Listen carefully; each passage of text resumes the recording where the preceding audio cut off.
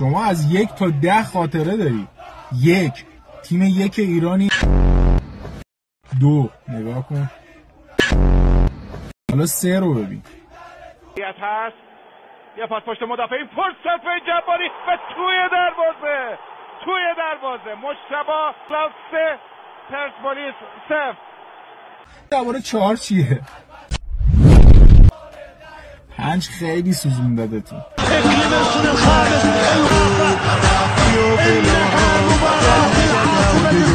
6 که دوتا دارید. 7 تونو ببین چقدر تازه است. داغ.